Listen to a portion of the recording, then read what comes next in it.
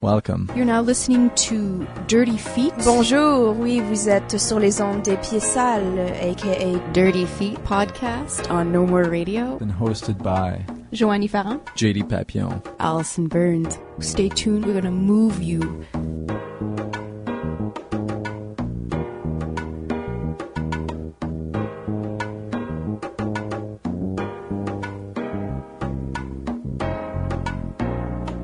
Welcome to the 44th episode of Dirty Feet. So today with us first is Pamela Schneider and Sifiso Seleme, who are presenting the work Tikvah Themba at the Tangente, the Monument National, on September 26th, 27th, 28th, and 29th. So first of all, hi, how are you doing? Great. We're doing great. Good. There's a really fascinating history behind the origin of the work that you're going to be presenting, Tikvah Themba. So could you tell us a bit about how you met and how this work first came about? Sure. We actually met at Impulse Dance Festival. I went to the festival last summer, and Sifiso was teaching a Pansula workshop. And I took that workshop. I actually had been researching about Pansula in my career, in my days of a creator, because I was very inspired by the different dance movements that have come out of oppressed communities or come out of communities that have had a lot of struggle, and what kind of creation has come about. And Pansula is one of those dances.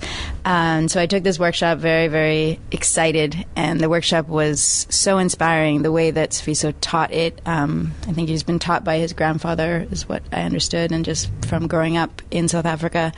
And the way that it provoked people to look at each other in the eyes and to really, despite where we all came from and the color of our skin and who we were, we in 5 days created this family together through the movement that we were doing, the ritual dances we did in the morning, the face expressions we'd make at each other, and this and that. So after that workshop, we started to dialogue about what was going on in society and where we both were at as artists, and we decided to meet up in Greece after the festival was done, and we were granted a beautiful apartment from a friend of ours. That was an amazing miracle, and through that we did a sort of residency there, being invited to a Peace Day Live event in Israel and Palestine. We started to talk about a piece that we wanted to create, and that's where Tikvah Themba was birthed. There is a strong aspect of this meeting of cultures, in your story in the emergence of the piece. And you do come from two very different backgrounds. Could you tell me a bit about where you come from, the training you received, and what brought you into dance in the first place? I mean, for me, I was discovered by someone who went to some school in Brussels. He discovered me on the streets.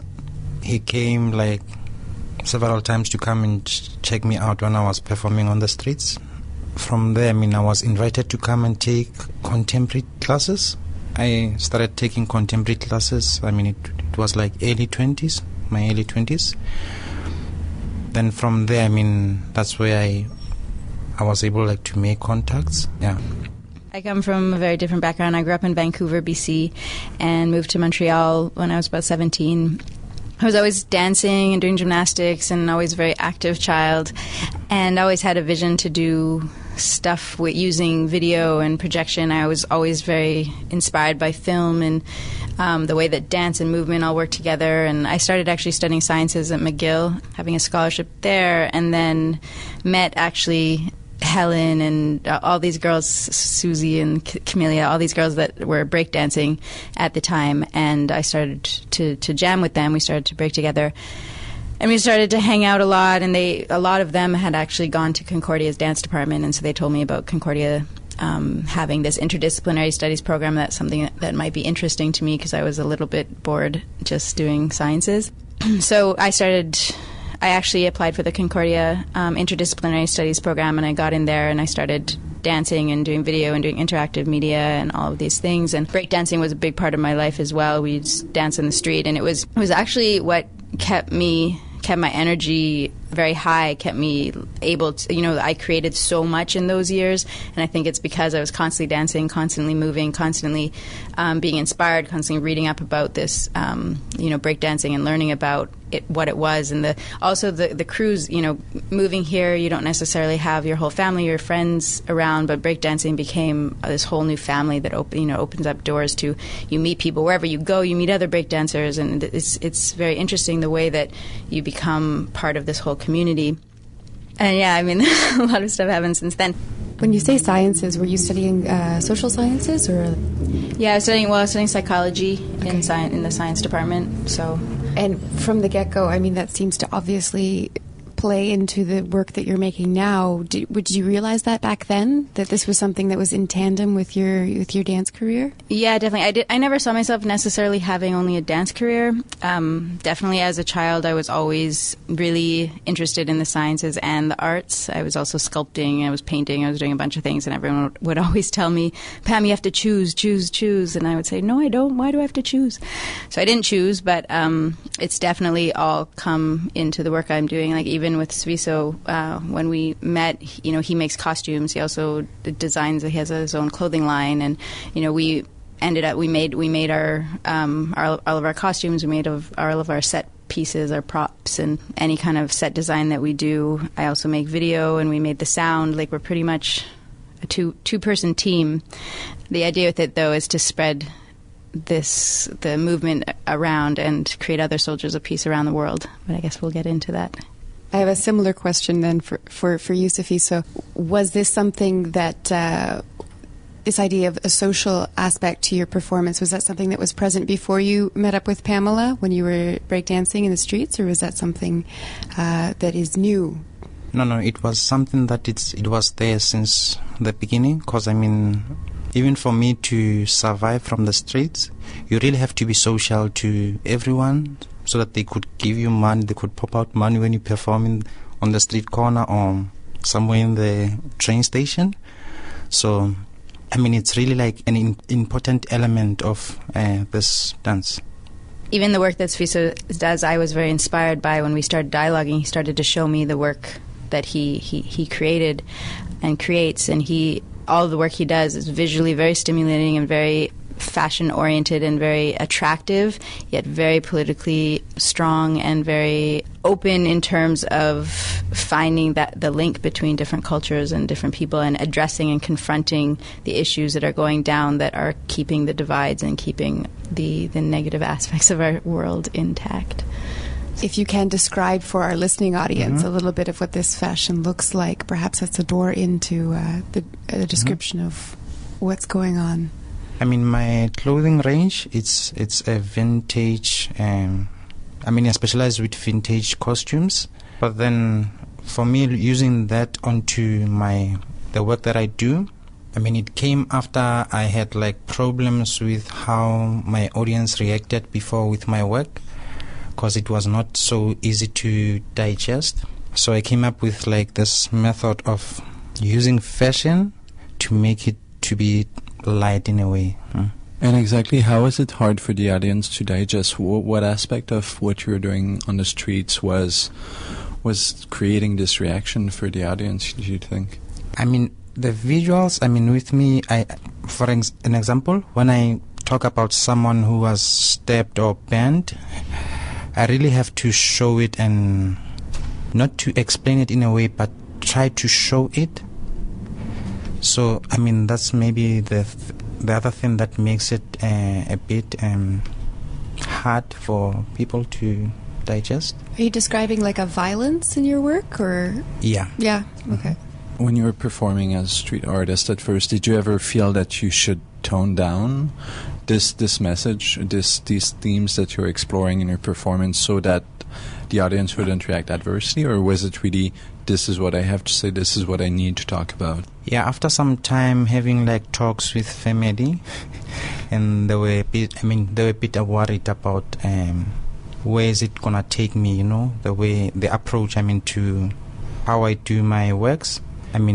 After some times I really did understand from them that I should really tone down the volume of how I create. So fashion, it was the only way for me that I could use and really try to ease things down. Like, you were talking a bit about Peninsula, which is a dance that is born out of resistance to oppression. And exactly how did this start? Like, around, do you know around what time it started? Did it emerge really organically, or was it something that really was created out of thin air? The way I was told by my grandfather, this dance, it was a dance that came after campus dance, in which it was a dance that was being done in the mines, because people, they were not allowed to talk whilst working, because of, they had lives after work. For them, they were not going to be able to dance with gumboots in the clubs or in the shapings. So they started to form a dance out of that dance that could work in the shapings. So it became Peninsula. But before it became so popular in the late 60s, early 70s, it was called just jive, because during the apartheid, any dance that was coming from the black community, it was called jive. You were not allowed to call it dance. So it was just jive before the Peninsula called it, before the Botswana tribe called it Peninsula. And why exactly was it forbidden to use dance as a descriptive? I guess it was because of the system, that people, they were only told to do things in this way. In a way, it was this colonial approach that just said, well, dance is not for you people in a way, or it's not for when you're working, you cannot talk. Okay. After learning about Peninsula and everything, have you also found your way towards other dances that were born out of oppression, in the same way that Pamela was mentioning that for her she developed a big interest in other dances of this sort? After years of teaching Peninsula in communities, in community centers, I found out a method in a way that it works for me and what I want to really address. Because for me, it's really not about just dance that I want to teach in the workshop, then it ends there. But it's more of also the philosophy and the lifestyle behind it, so people, they could really understand. For instance, Pam, she's from Canada, I'm from Soweto, and she really doesn't have an idea of what's happening really in Soweto, But then I have to invite her to come onto my world, through this process of a workshop or Peninsula.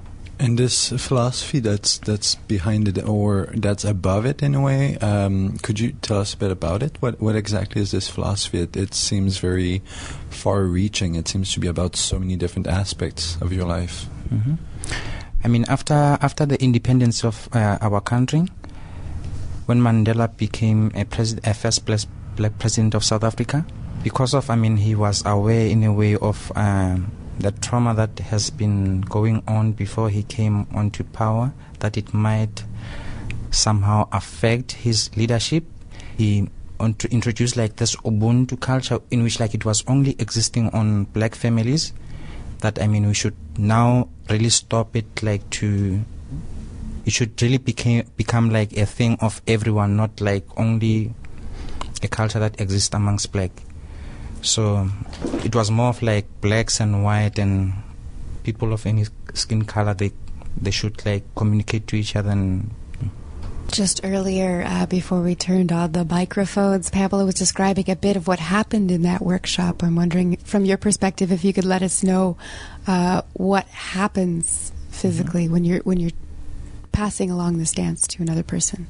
The way I start, we all start outside with an idea of when we come on space, we are one. And I try to make it clear from the beginning that we are going to start outside, and if maybe you are worried about this dance, that you are doing it for the first time, or you won't be able to catch up with steps, you should just leave that outside the door. Then I'm also, as a teacher, a new person, I'm like you guys, Then we go on to class. Then we start with this ritual of Koresa. Koresa is a dance that it's for all generations, and it happens during like ritual ceremonies and funerals. I mean, sometimes after funerals and stuff, whereby, I mean, it's a four-sided dance, and it's very simple. And I mean, after some times, everyone can catch that dance, and then we dance that dance with an idea of being social also. We dance whilst we talk about what was happening to you this morning, and yeah. And for Tikvah Themba, you mentioned earlier the soldier of peace persona, in a way that is really put forth in the work, and this seems to be very much about reaching out to people, and in this very human sense of going towards people and spreading a message. And what exactly would that message be? Like, what was exactly that you wanted to pass on to other people when you started creating the piece? Well, Tikvah Themba it's actually a 3-part mission that we've developed. It starts in the streets. There's a street patrolling mission. There's also the workshops, and there's also the live performance. And in each of these elements, the idea is to put together webisodes from each of these interventions and create a dialogue where we can talk about what's going on in the world in terms of the unnecessary gun violence, racial profiling, the divide between us, the lack of eye contact we have between people. So Tikvah Themba isn't necessarily trying to impose a message or a solution. We actually are about raising awareness and provoking dialogue and confronting the actual situation of what's going on in many different places around the world. We developed a soldier of peace personae who essentially patrol the streets to serve and protect the peace. We use love and sending out love to connect with people. We also use fashion and humor to connect with people. We also use dance to connect with people. So the idea with the Soldiers of Peace is that a lot, actually, to go back, when we first started to dialogue about what we were going to create for Peace Day Live, we were in Greece at the time of the financial crisis, and where we were staying in Exaria, it's more of an immigrant neighborhood in Greece, and there were about 10 police officers on every street corner ready for war with, shields, helmets, the whole shebang. And it was quite a peaceful neighborhood, if you ask me. I mean, I felt very, very safe there. I didn't feel like anything was wrong. I felt more in fear of the police that were patrolling the corners than I did of the actual people that were living and I was communicating with and became friends with. Every time I walked by the police officers, I'd tense up and feel like I was doing something wrong, or had to make sure that I wasn't going to piss them off or something. And we started talking. I'm like, why, are these people who are supposed to be keeping us safe making me feel so uneasy, and so full of fear? And why do the authority figures provoke fear in us? Why is fear such a common factor? Why are we more comfortable sitting on a train, fearing looking at each other in the eyes rather than engaging in eye contact with each other? What is going on in our world that we're so scared to look at each other? And where is that coming from? And how can we address that, and how can we change it? I mean, I'm a very, very smiley person. I have no choice but to be smiling all the time, and I'm like that, and I'm constantly confronted with, I smile at people, and either people, they don't know how to take it, or they think that I'm being weird or I'm funny. It's a very odd thing to, not be able to smile at each other. And so, we started to think, well, what if we, it didn't happen so strategically. It actually happened very organically, but we started to get these costumes, and we dressed up as soldiers, and we had this vision of having these guns that shoot flowers out of them. And then I started, I was like, well, maybe we can, Sifiso makes a lot of costumes out of newspaper. So that inspired me. We got a bunch of newspaper and got some cardboard and rolled up some cardboard and figured out a way to make these giant bazooka guns that shoot flowers out of them. And so then we started walking the streets with our police outfit, or our soldier uniforms with Fisher-Price police helmets and these guns, and we started to we did it more of as a performance art, where we, just would actually stand in a square with these outfits on, and people would just walk by us and look at us and, examine us as though we were statues. They couldn't understand, what these guns with flowers were, and we couldn't speak the language in Greece, so that was a different experience as well. We couldn't explain what we were doing either, so we did it it in more of a way where people could really just take the time to look at us and examine us and get their own, create their own dialogue, and they would start dialoguing within themselves about what was going on. And then we started to actually patrol the streets. We started to walk around the streets, shooting these guns out at people.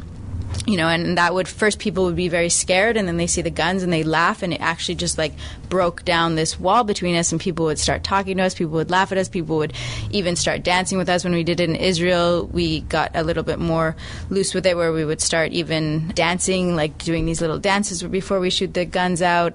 And it just really became a way that we quickly could get through the wall that people have up, make people look at us, because at the same time, people, and their initial reaction is that we're real soldiers. They really thought we were soldiers, or they really think, like even yesterday when we were patrolling in Paris, I walked into a store to get a napkin, and the owner of the bar was like, "Well, you're a police officer, aren't you?" And I was like, "Yes, I'm a police of love," and I shot my flowers out at him, and he started laughing, and the reactions are actually incredible. People are really saying like how we really need to address these issues. Even the police officers would say, they'd say, well, we're not allowed to keep you in these jurisdictions, these neighborhoods, these areas, so I have to tell you to move elsewhere, but I really love what you're doing. It's really original. We really need to talk about it. Thank you for doing this. People are thanking us.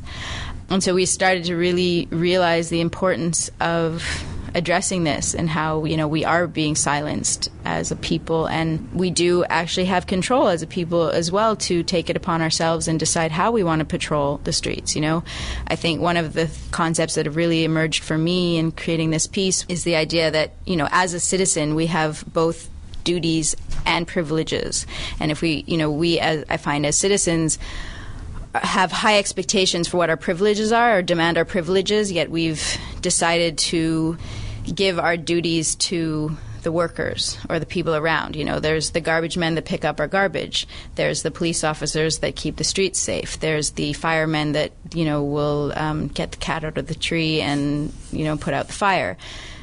And yes, those workers are very, very important and very necessary. However, we as citizens still have duties as human beings to work with the community, and if your neighbor is in help, you can still go and help them. I live in Brooklyn now, and just outside my house, my roommate was telling me the story. There was somebody fighting outside, and they were fighting, and everybody in the neighborhood was just kind of looking at it, just staring, like not doing anything, until he and one of the other neighbors who are part of this, have this Ubuntu energy and philosophy, came out and broke up the fight themselves, where everyone else was like, call the police.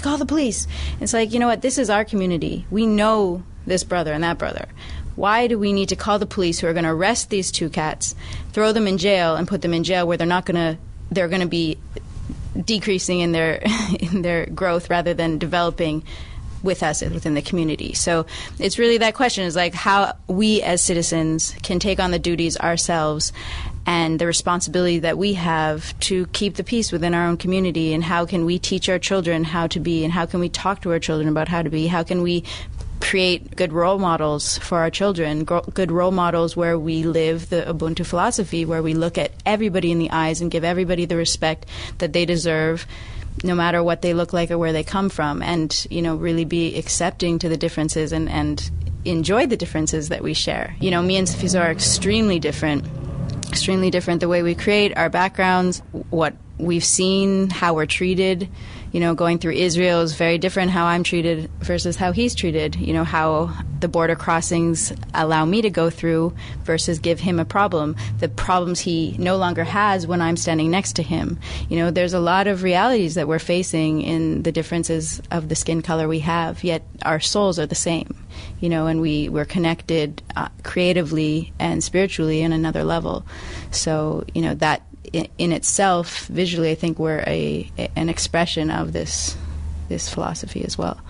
Were there any times when you felt that this reappropriation of militaristic imagery created problems with people? You mentioned that people would sometimes think that you're real police officers, but did you ever feel that there were powers that be that were very displeased with that? Or did you ever feel that people thought that you were mocking and they disagreed with this mocking of militaristic attitudes?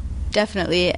in Israel, we came across a lot of police officers that stopped us, and at first they're very, they come all, heavy chested, very like ready to kick us out or arrest us or whatever. And there's like, can we please see your passports? What are you doing? And we actually had met a white soldier who does, also an artist who does a similar piece where he's dressed up all in white. But we had met with him before, and he told us a little bit of our rights because he'd had experiences with the police. So he told us that when the police come to us, to ask them for their identification as well.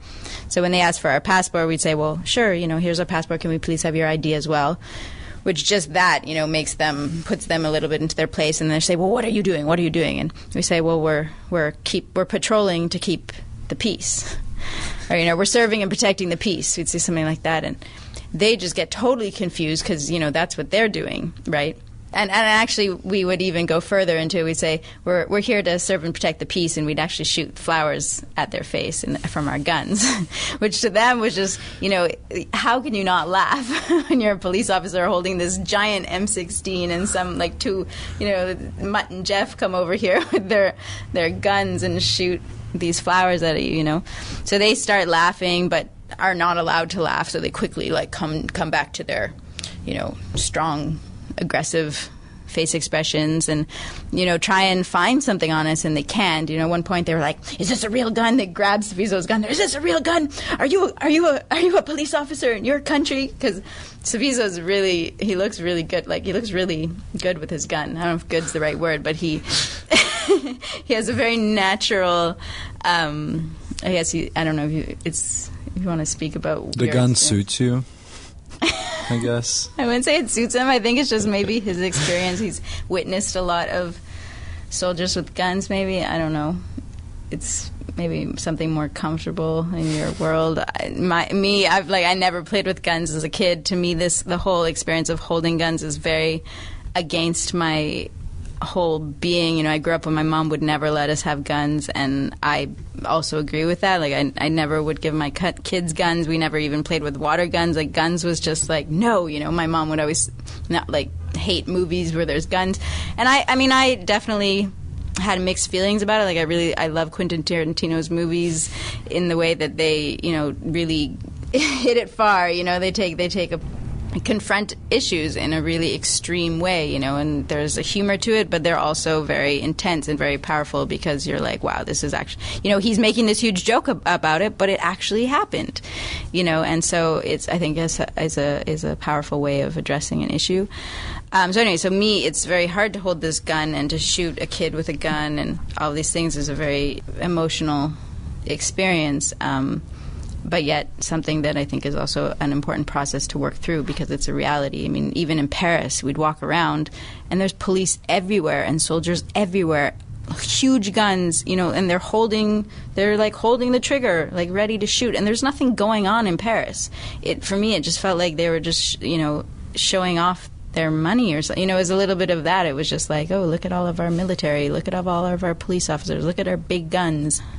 Could you speak to the importance that I'm hearing of body language when you talk about the eyes, making eye contact, when you talk about situations where you don't necessarily speak the same language as someone? Mm-hmm. You're talking about just a posture of either, defense or aggression. It seems to be a running theme in what you're talking about, and I guess I'm trying to make the connection back towards the performance aspect of what you do, and where body language plays a role in your philosophy and your work.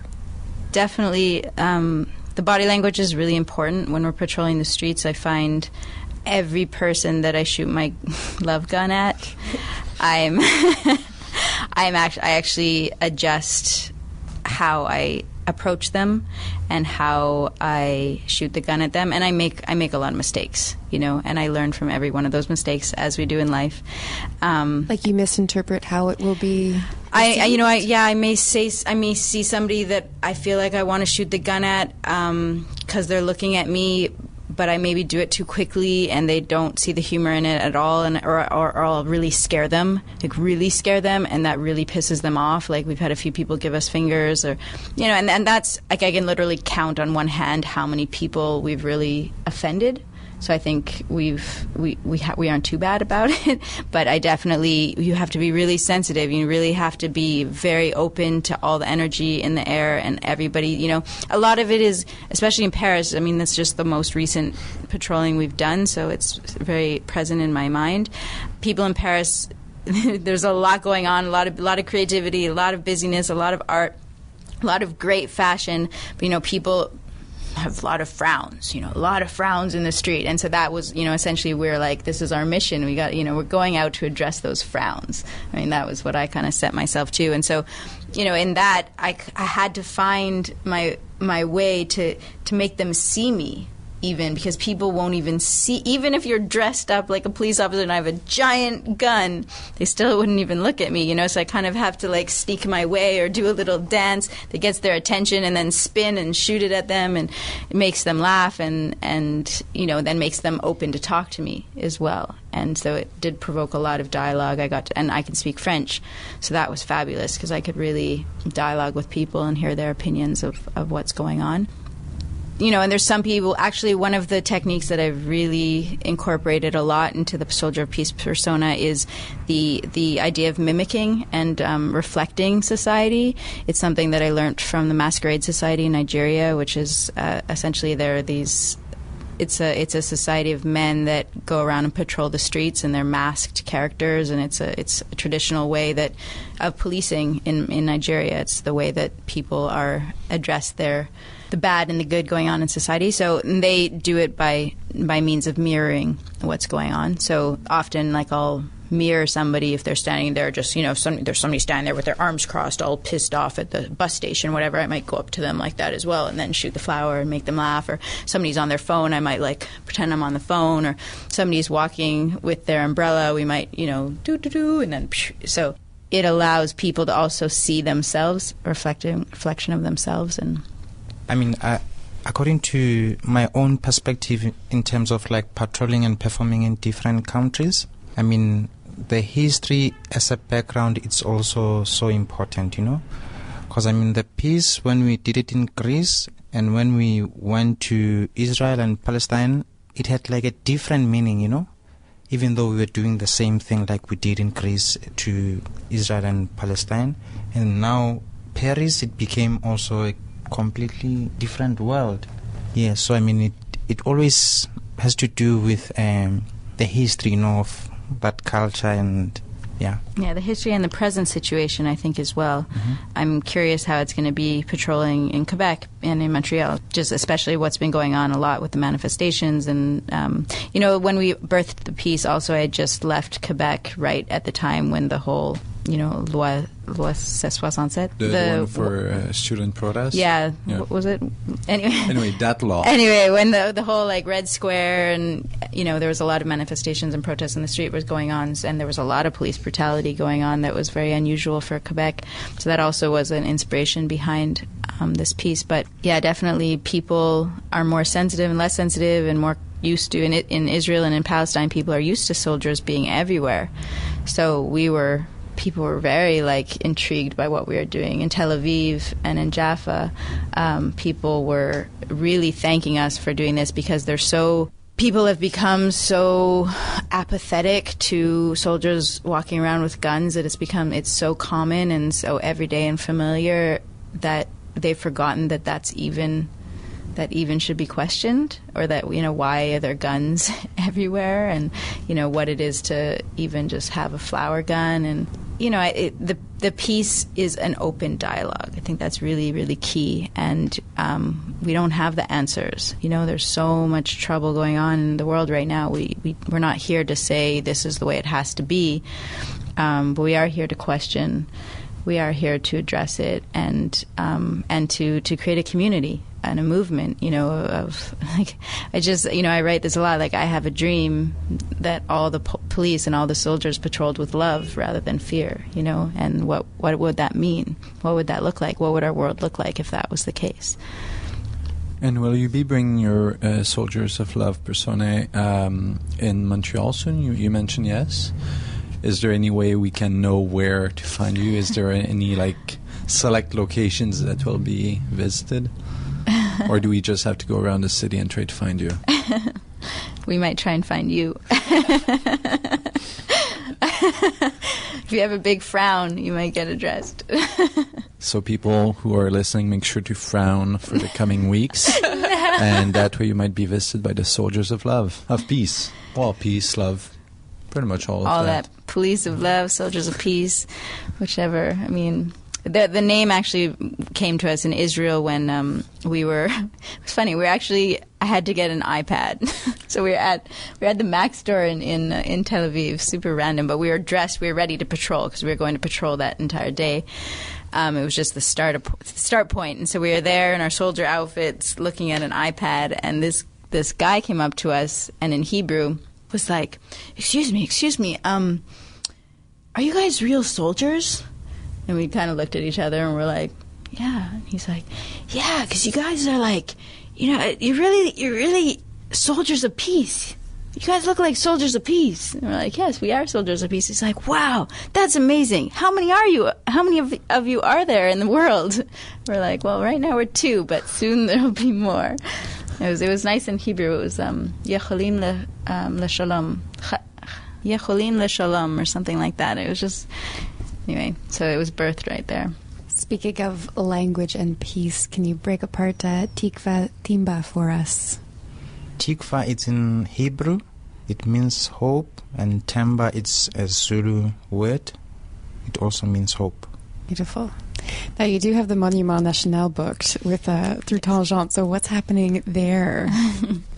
We're booked we have a 50-minute performance at the Monument National on the 26th, 27th, 28th, and 29th of September. And that is the choreography we created. We didn't actually speak about this, but we have a choreography as the Soldiers of Peace that we do, that we've done in site-specific areas. So we've done it in Greece, and we've done it in Israel and in Palestine, and we've done it outside, usually in site-specific locations. So now we've been booked in a theater, which is taking the piece to the next level, where we're working with just stronger imagery and having a more controlled environment with lighting and music. Where we'll be performing a adapted version of that piece, and it's inspired by military drills, police stances, using both of our backgrounds as pensula dancer and break dancer, and just a dancer and just dancers in general, movers, using music and sound, using some humor, using many different things to really provoke this dialogue even further. And now with the piece, the only difference is that, with the patrols and the performance on the street, we were not so on to the point, with what it's really happening and what is it that it's pushing us to do this, So now we are more direct with this work. So, in this work, what should you expect? It's like you should expect reality, joke, pain, and trauma. So it's those stages that we really want to make a point with them. And really, I think really about leadership, question of leadership. Who are our leaders? Who have been our leaders? And who do we want to be our leaders? How can we envision leaders to look like in our future? Yes. Can you throw out a couple artistic inspirations for each of you that might inform your work or might not? For me, it's quite the opposite, because what inspires me and what I'm doing is like completely two opposite things. My work, it still has the strong background or philosophy of how my father used to do things as a mechanic, and he never went to school to study to fix a car and stuff. And he also did sculptures out of like the parts, of the engine, and For me, I've been very inspired. Actually, living in the streets of Brooklyn has been a lot of. It's new for me, and I've been training and dancing in the park a lot, and how that's attracted kids to me, and the new relationships I've developed with these kids, and the lack of love that I'm seeing these kids are receiving, and the importance of love, and the reality of how far we are away from unconditionally loving each other, and how we've been very selective with our love, and we've been taught to be very selective with our love. That, to me, has been a huge question and a huge reality. Yeah, I mean, I think reality is my eyes are my big inspiration right now, just what I'm seeing. Everywhere I travel a lot, and I'm seeing a lot of the same situations, same issues, and it all comes down to love. Thank you both so much for coming on the show today. It's been an absolute pleasure. We've been speaking with Pamela Schneider and Sifiso Seleme, and you two are presenting Tikvah Themba here at the Monument National as part of Tangente's programming. And those shows are the 26th, 27th, and the 28th of September at 7:30 with a matinee at 4 p.m. on the following Sunday, the 29th. Is there more we can expect from you guys this week? Well, this week we will be out patrolling the streets at some point, so you may see us running by as soldiers of peace, and we love the dialogue, so please come and talk to us. And the following week after the performance, we will be doing workshops. The exact location is still to be determined, and where and when and how. So we also are looking for ideas if people have community centers or classes or this and that where they are interested in bringing Pensula, even the Tikvah Themba workshop to their community center. We are very interested in giving this workshop, and we have two available. We have the Pensula workshop. We also have the Tikvah Themba workshop, and the Tikvah Themba workshop uses a lot of the Pensula philosophy and way of directing. We also include in that where we develop soldiers of peace ourselves. Everybody makes their own love gun, and at the end of the workshop we do a patrolling as a group in the streets. So we are looking for hosts of this workshop, so anyone that knows anyone, please contact us. Do you have a website or an email address or something? Yeah, it's Tikvah Themba is our Facebook. Perfect. So that's TIKVAH, and next word is THEMBA. Yeah, it's actually one word. Okay, on the yeah. website. Okay, great. So there's that. There's also, this is actually very important. We are doing an Indiegogo campaign where we are raising funds. So we are raising funds for this performance to enhance the costumes and to help us develop the video and this and that. However, we also, if we can continue to raise funds, we would like to take this piece around the world. So with every dollar that we make, we will be hiring a team to help support the world tour of Tikvah Themba so that we can do these workshops in different places around the world. And on that Indiegogo, you can also become part of the community so that we can, if you have ideas of where we can do the workshops in the different cities, if you know of different community centers or theaters that would be interested in this work, you can contact us. And there's monetary help, but also helping us find different connections and contacts so we can take it to different places would be great. Do you already have a next destination? Oh, South Africa, I hope. Yeah, South Africa needs... hoping South Africa will be the next destination. Yeah. So the Indiegogo website is igg.me/at/Tikvah Themba. TIKVAHTHEMBA. Great. Thank you both so much. Thank you. Awesome.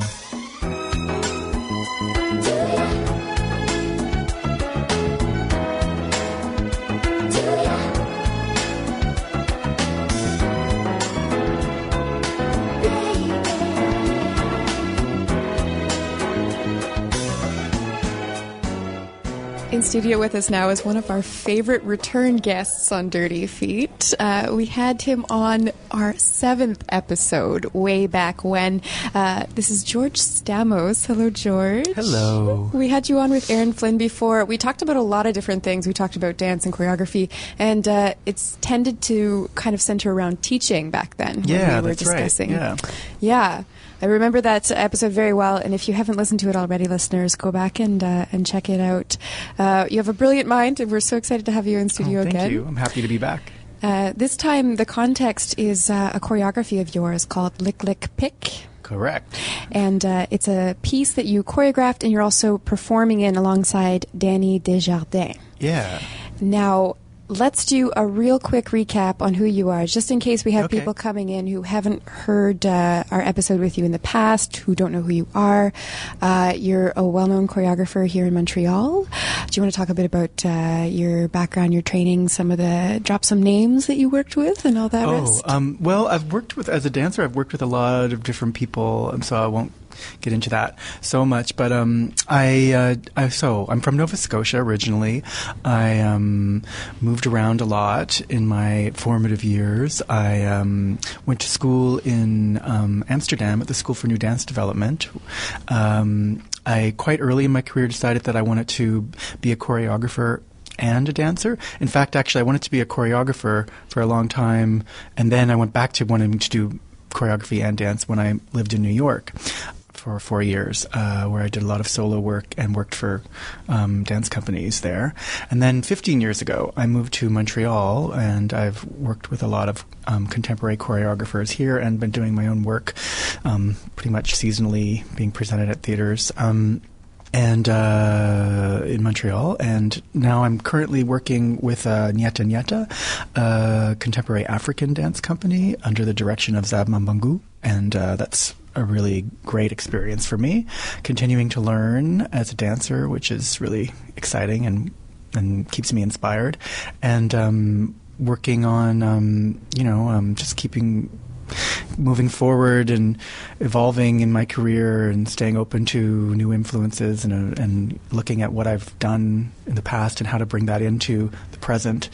And this duo with Danny is kind of a good example of that in terms of a lot of the research I've done into gender and the consideration of gender and how it plays on stage.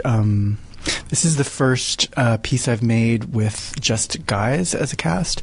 I've done a lot of work with women, with really incredible, talented, strong, interesting women that I've collaborated with as performers in my work. And I've often, I've always kind of been aware of the history of the representation of the female body on stage and considered that in when there's things like nudity or sensual moments or for me it's kind of unavoidable as something to consider as I work. And in the context of the kind of gender roles that are still actually presented in contemporary dance on stage, I feel it's necessary to present other options or to sort of update the way that we see gender in contemporary dance in Montreal.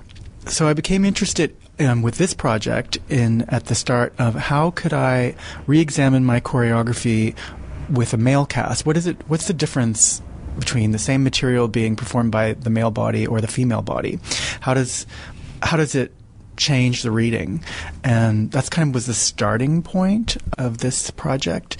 And it's been a lot of fun to work with Danny, I have to say. It's even though we do get into some kind of some darker or some more serious moments and issues that come out in the piece, there is a real lightness to it and a real playfulness to it that is really fun to do, and I think it's a positive experience for the audience. This previous material that was on female bodies, was that the same work, or is it? Well, the very sort of starting point for this project was I had a piece called Cloak that was a duet, and between myself and Luciani Pinto and Claire Furry before that, and I had the opportunity to remount the work, but I had a good relationship with the presenter who was inviting me, and I discussed the possibility of actually adapting the work in a new context with Danny. And so I started going in, looking at how can we take some of the existing material and play with it, and what's the new reading. And then it very quickly took on sort of a life of its own and became a new piece. Although there's some similarities in terms of the props that we use and some of the video effect was used in Cloak is also used in Liklik, but it became this really new piece with its own identity as well. In the program, in the description of the piece, you mentioned the use of the pig as a totem animal. Yeah. What brought this on in the first place? Because it is there is so many connotations with the pig. And what exactly were the ones that first got you interested in using that pig as totem animal? Well, I think exactly the fact that there are the different sides to the way that the pig is, what the pig represents, is what attracted me, and the Three Little Pigs as a fairy tale, as a story, is what was interesting to me, where there's this sort of cuteness, but then there's also this brutality that goes on there, and then also how that plays out for men and sexuality too. I find interesting in terms of like a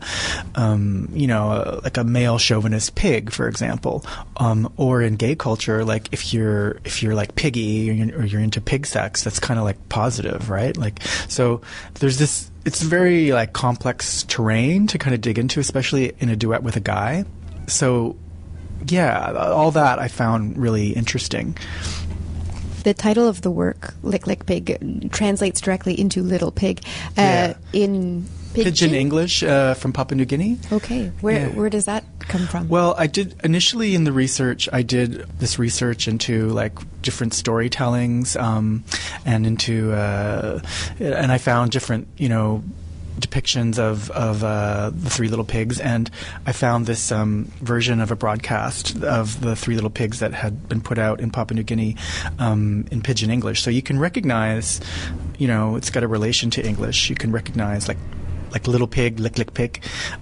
There's similarities, but then there's this other rhythmic content that's there, and so I was really interested in how the sort of cross-cultural thing that was going on with that, and how you could still feel the European influence of the story and also the language, but then you had this sort of other world, other perspective with the rhythm, and also just the cultural reference of Papua New Guinea is pretty, enticing and interesting to me. So that just caught my attention right away.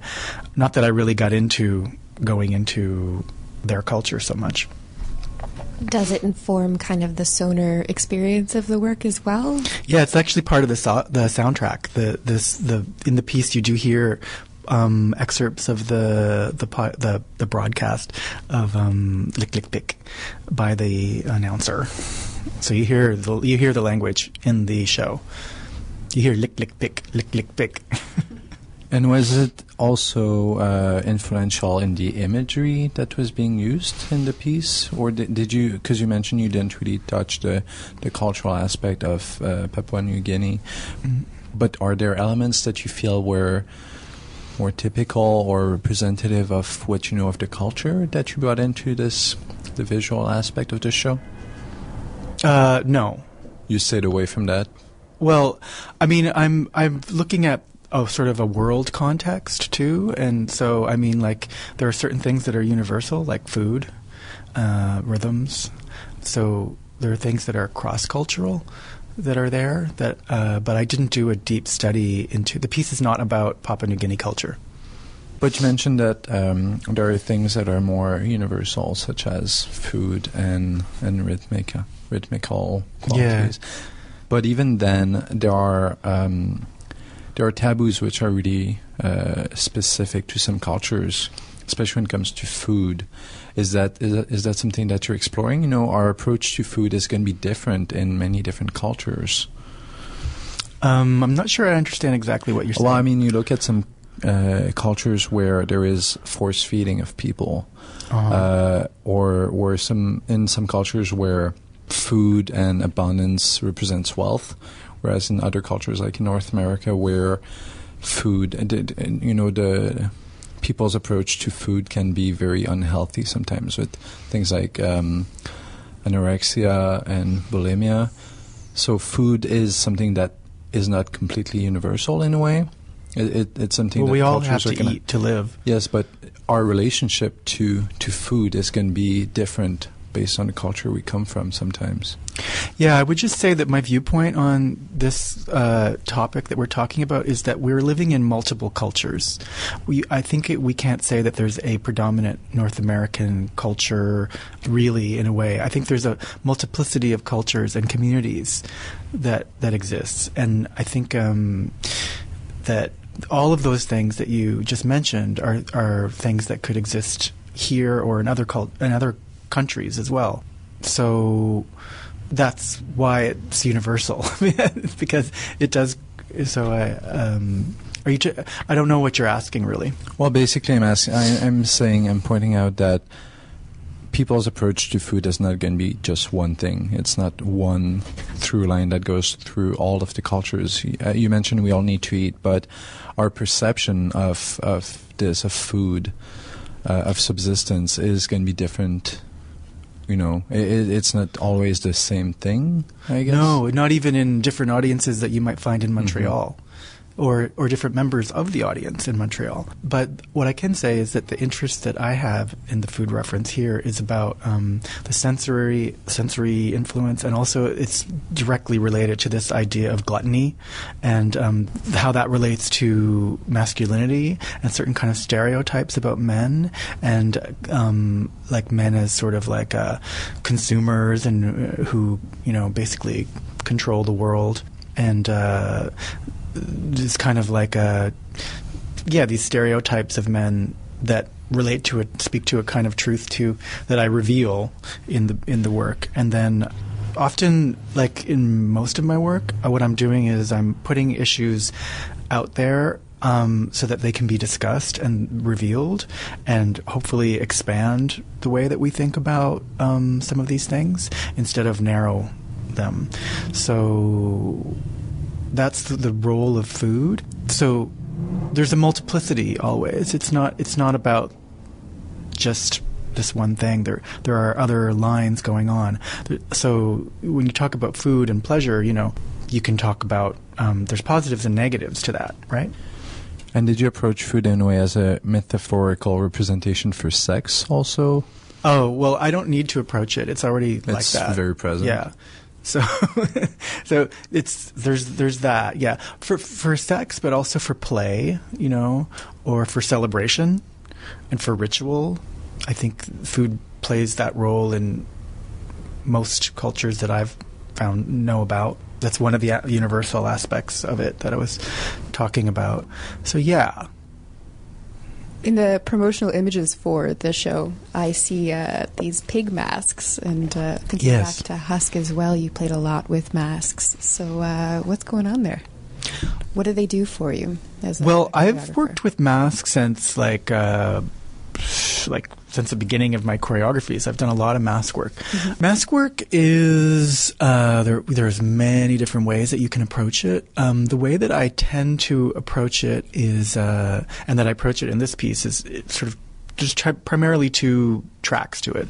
One is that by putting a mask on, you can become actually more about the body. So you're actually taking the attention away from the social convention and the social personage of the body, and which is transmitted through the face and character in a lot of ways. And so the emphasis becomes on the body and the information that the body itself carries. So you kind of effectively, very directly cover the face and then so that the body can speak more and have its own agency and its own language, can be more directly transmitted. There's that, and then there's also something about, in a way, by becoming, by pretending to become animals, I think it's a way that we can become more human, actually, and we can actually address certain human tendencies that might normally be pushed into a kind of that's again not the social way to be, So it's like, they're such an animal, Well, in fact, when we're being such an animal, perhaps we're being more human. So we pretend to become animals so that we can be more human. And when it comes to the movement for the piece, how exactly did you structure the movement? Did it just naturally emerge, or was a lot of it taken from Cloak?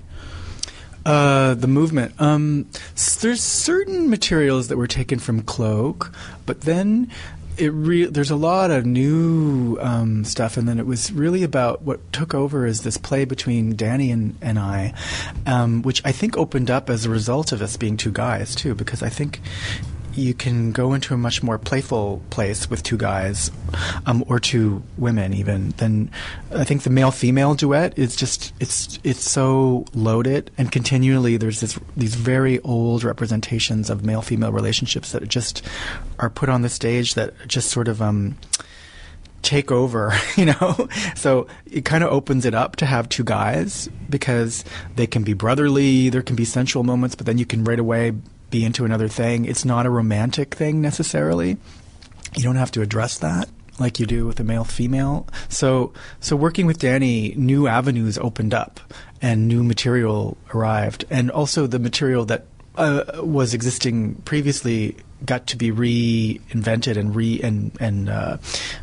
made richer in a way. Like I think most choreographers reference themselves in a piece, and like it's not unusual. In fact, almost every work I've seen by a choreographer is containing elements of a previous work.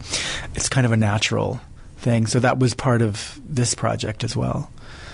I'm going to use the excuse that we're talking about transposing work to ask you about your experience with L'Admi and taking your work Husk and giving it to the students there, because that was true to your work more so than this kind of evolution that we're talking about now. What was that like? Well, actually, that was Montréal Danse that transmitted the piece to them, and I didn't actually spend that much time with the students. Okay, it was.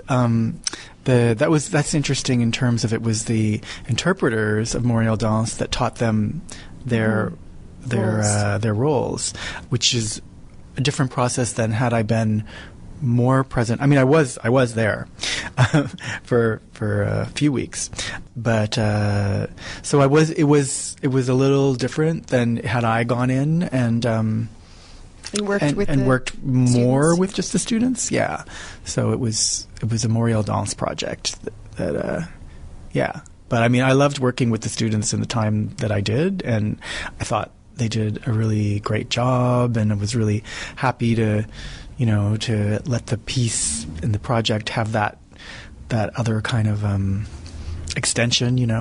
Did it show you something about your work to see it done in that context with these younger interpreters? Well, I mean, what it shows me about the work is the way I work, or the way I was working, is also that in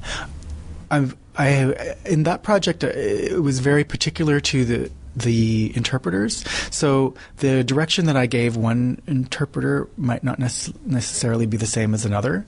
So they're going in with what they got, but whereas if I was there, I might particularly, like, it was very personal the way that I worked on that piece with the dancers of Montréal Danse, and that project has actually evolved even, because the thing about it was really quite complicated because I was in the work. Okay. And then I couldn't be in the work before the premiere because of a conflict of dates. Okay. And so then I gave my role to Fred Marier, and then he taught what I taught him. So it was kind of this game of, like, if you it back and forth? Yeah, passing it back and forth. So it was that kind of a process. You were talking earlier about showing movement on male and female and how it's different. Yeah. Now that you're dancing with only one male, which I guess you were saying it's the first time that you're having this dynamic. The first time that's been just only men. Yeah. So how do they approach movement differently, or how do they portray it differently, apart from the obvious male-female body? Sorry, how? Well, I don't even know if it's an approach that's different, but the reading is different, because I think everybody's different, and there might be very similarities between men and women, and then. Yeah, so I don't know that it's about the approach necessarily, but I think when we see a female body on stage, because of the history and the excess of the way that the female body has been used to sell products and objectified, I think that we're confronted right away with how sexy is she? How does she compare to other females? Mm-hmm. Well, we have this kind of, for lack of a better example, Britney Spears model to to then right away compare with, which interferes in the direct transmission of that woman's body. And I think it's something that I've spoken about this with female artists, and I mean it can be frustrating for female artists, because it's like I know I've heard some of my friends also talk about how they feel like they have to purposefully make themselves ugly in a way to get away from it, because it's like it becomes a trap very quickly, this sort of like the seductress female on stage. So it's complicated, right, because of the way the female body's been used, whereas the male body doesn't have that baggage. It can be kind of about more directly the dancer and what the actions are. We don't right away go, okay, if we see a man lifting a chair and moving it over there, he's lifting the chair and he's moving it over there. If we see the woman lifting the chair and moving it over there, she's deciding that she's not going to be Britney Spears and she's moving the chair over there, right? So that's more what I'm talking about. You find that female dancers are judged more than... I think women are judged harshly in society, very much so. And the female body, yes, judged very harshly, yes. And on stage as professional dancers, with the audience that is a very small... Already, most of them are already dancers or choreographers or implicated in the world. Do you find they judge? Oh, yeah. I'm sure they do, actually. Yeah. I do, too, when I think of it. Yeah, and women judge each other, right, too? I mean, yeah. It's... and surprisingly, sometimes the contemporary dance representations of gender remind me of gender roles from the 50s, or, like, especially when it comes to the violence against women that we see on stage, and like, where we see a woman slapped or murdered or strangled as a dance move. It reminds me of the kind of like these sort of 50s or even before kind of moments of like, you don't know if you want to slap me or kiss me, or she says no, but it means yes, or all this kind of stuff, which so old, right? But it's still there. And I'd like to move on from that. Actually, let's move on to men and men's relationships between them, because it's something that I find we don't see on stage much. Mm-hmm. I'll look at how men can relate together, show each other either affection or, to some extent, violence also. Do you feel that was something that was important for you to do, to look at the complexity of men's relationships between them? Yes, absolutely. And not just in a sort of gay context either, although I can happily announce that I am a homosexual. Okay, breaking news, George Stamos is a homosexual. Yeah. But some people, will be very surprised to find that out. But anyway, so that does inform my viewpoint, but that said, it's not Liklik is not about a gay relationship. It's more of a brotherly kind of relationship that we have going on. So like the way men are with each other in that kind of way of, we're physically, we can be very direct with each other in certain ways, which again has this kind of playfulness to it. But yeah, in terms of the complexities, there's also this sort of shyness emotionally that can happen sometimes with men. So I'm kind of proposing a kind of masculinity that I guess is like the sensitive pig.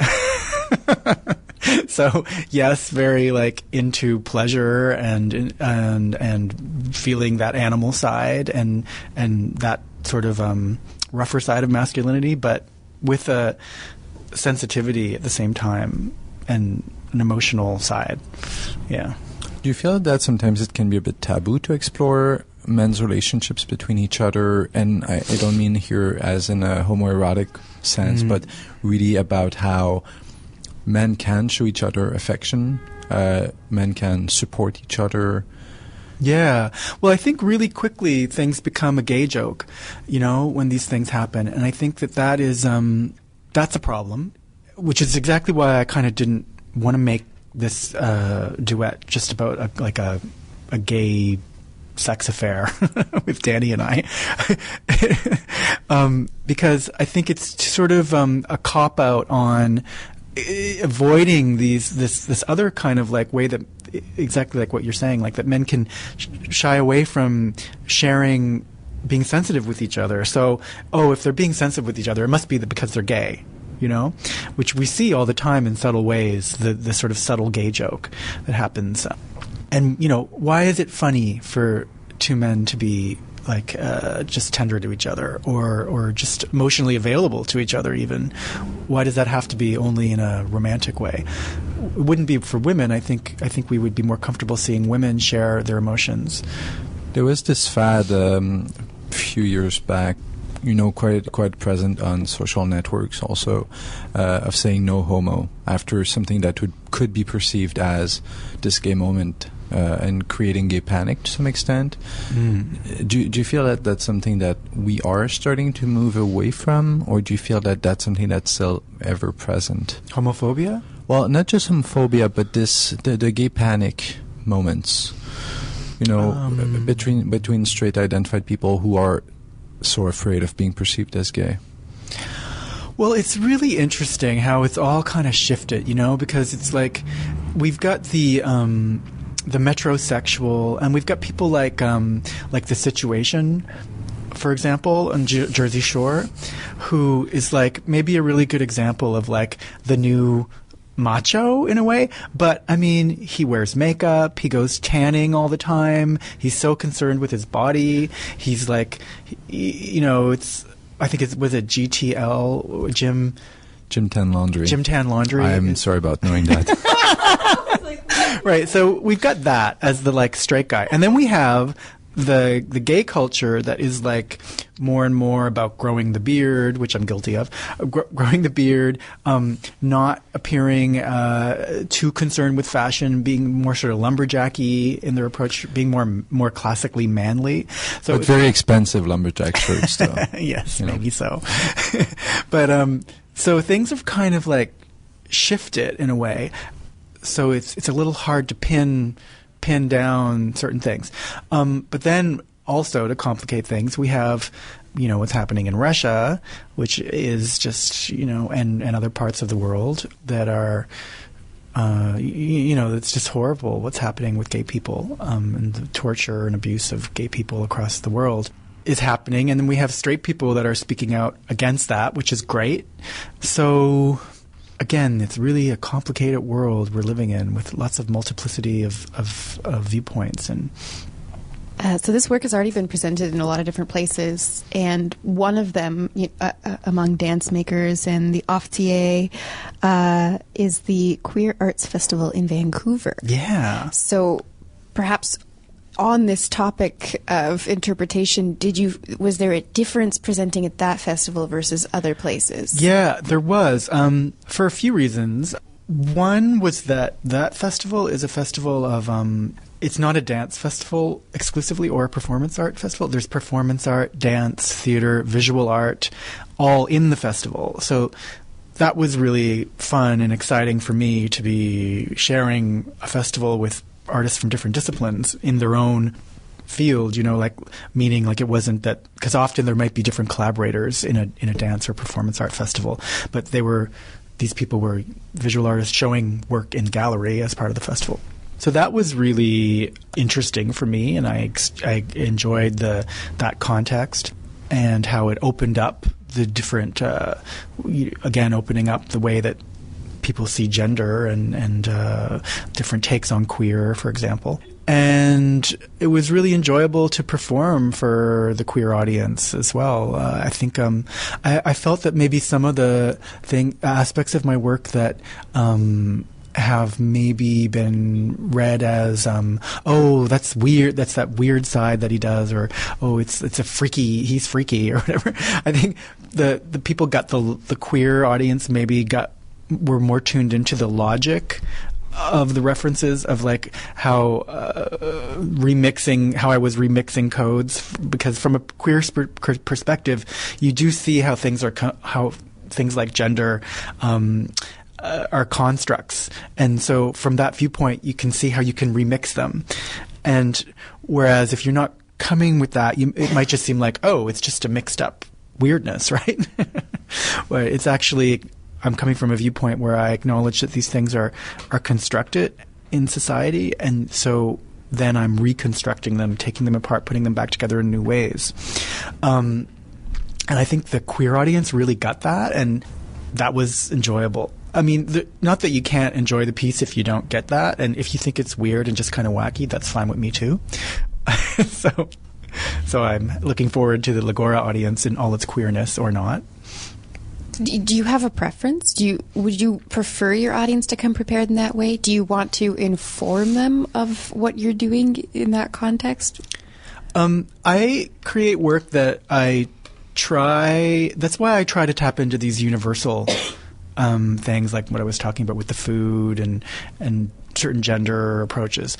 I make work for whoever wants to watch it. I'm not part of, I feel my job is to aesthetically, choreographically, politically, there's all these kind of categories that I feel like need to be checked. So if you want to come in and experience some movement, have a pure movement experience where you're just tuning into the transmission that the dancers are giving on stage and the way that the space is opened up kinetically, the piece is available to you for that. You can enjoy it on that level, and that's okay. If you want to also tune into the political references or contents that are there, that's available to you too. But it's not that you have to. I don't feel this need that everybody needs to understand everything that I'm thinking. I mean, I'm also open to the feedback that I receive where people might say, oh, it made me think of this. And the idea is to open up the space, like literally and metaphorically. I would like to talk a bit about this text that you wrote for the Dance Current. That was for the Dance Current. The text about improvising on stage, improvising as a performance. Yes. How did that come about? What brought you to write this text? Well, it was an invitation to write the text. But you mean what were the sort of like the thoughts behind it? Like basically, you had a lot to say in that text. Yeah. I guess it's stuff that had been bubbling for quite a while. Oh, yeah. Well, I think, in all honesty, that the terms improvisation and set material are insufficient to explain what most practices are in contemporary dance. I think that there are always elements of unexpected elements and choices made by the dancers, the interpreters at various levels, and then there's always a plan. It's rare that you really, really don't know, even if what you know is that you're going to go in there at that time and there's going to be this amount of time and there's a kind of a structure and the audience is there and the lights are like this and you have this material that you've been practicing for your career. That you could go into an improv like that, but there's a lot of set parameters even within that. So in that article, I was trying to address this so that we can move beyond categorizing things in such in insufficient ways, and also address how maybe perhaps in our education and the way that the universities and the dance schools structure their programs is part of why we categorize things in this way, because things are separated, where I think Erin and I talked about that last time too, about how, in a technique class you're supposed to just do exercises that are physical exercises that are very separated from the student making any choices about what they do, or and then in improv class it's sort of like there's this perception that it's playtime or whatever, when in fact improvisational techniques are very rigorous and it's not about having just a lot of fun. So yeah, I mean, and in my practice I certainly mix the two. Like it's there's very, very set parameters, very set materials, but at the same time we have to make choices constantly. We have to balance a lot of factors in the work. Yeah. Of course, yes. This was all part of the Dirty Feet episode 7, which was such an interesting conversation. Something that came out of that for me and stuck with me in the context of choreography was you explained how one performer that you were directing might need everything set perfectly, and the other performer might need openness and the ability to improvise within these structures, and they're going to end up doing the same thing. Yeah. It's a different way of communicating to them. Yeah, and different ways of arriving in the present moment, because that's really the goal in the performance, is to be present and transmit, execute the material, the piece, which is you and your body as well. So you have to be present with yourself and have a viewpoint on that presence at the same time. And it may be overwhelming for some people to have too many choices, and it may take them out of the present moment. Whereas others, it might actually be the only way that they can get into it. Because they may feel oppressed, or they may feel that their own presence is squished by too many confined rules in the plan. So yeah, there's a lot of different kinds of ways people perform, and I did used to work. I think there's a shift actually recently, which is kind of coming about in this project, where I'm more like giving direction, sort of the same to everybody. You know, it's really about the tasks, and really about, and I'm just trusting that the people that I work with they're putting themselves there no matter what anyway. You know, so I've kind of like shifted it in this project, where it's like Danny and I have our list of things that we have to do, and we know we have to do that, and then we also know that we have to be with each other, and we have to be with the audience, and with the material as we do all of these things that we have to do, and I'm enjoying that. And of course, every piece changes as it continues to be performed. Can you speak to the first time you put Liklik on stage and to now, and how that has changed? Well, the very first was actually before Cloak. It was a solo study. That's also why it was the interest in redoing Cloak, because it was kind of like going back to the origins of Cloak in a way. So that was the first. As the duo, how has it changed? I think that the comfort level and the sort of brotherly intimacy between Danny and I as performers has grown, and so our bodies are more open, I think, to each other, and more, you know, our bodies know the material more, so things can kind of sit, which can let new things come out as we continually, because part of the direction is to constantly play with what we have. So I never want it to become like complacent, where it's like, oh, okay, well, we know that, so we just do it exactly like that. It's like, no, we have to keep finding new little moments, new nuances, new textures, new ways to approach each other in these moments that we cohabitate the stage. Well, George, thank you so much for joining us today. We've been talking to George Stamos about his upcoming work, Liklik. You can catch it most recently here at Agora de la Danse, October 2nd, 3rd, and 4th, all at 8 p.m. in the evening. Get your tickets early, I bet. I bet it's going to sell well. Thank you so much for joining us today. You are very welcome. Nice to be here. Dirty Feet is recorded every week at the Montreal Improv Theatre. Check them out at montrealimprov.com. Dirty Feet is produced and hosted by Alison Burns, JD Papillon, Joanie Farran, and distributed by No More Radio. You can find more about our show at nomoreradio.com. You can follow us on Twitter at Dirty Dirty Feet, and you can find us on Facebook at Dirty Feet Podcast. Tune in next week for a whole new show. Do you wanna die?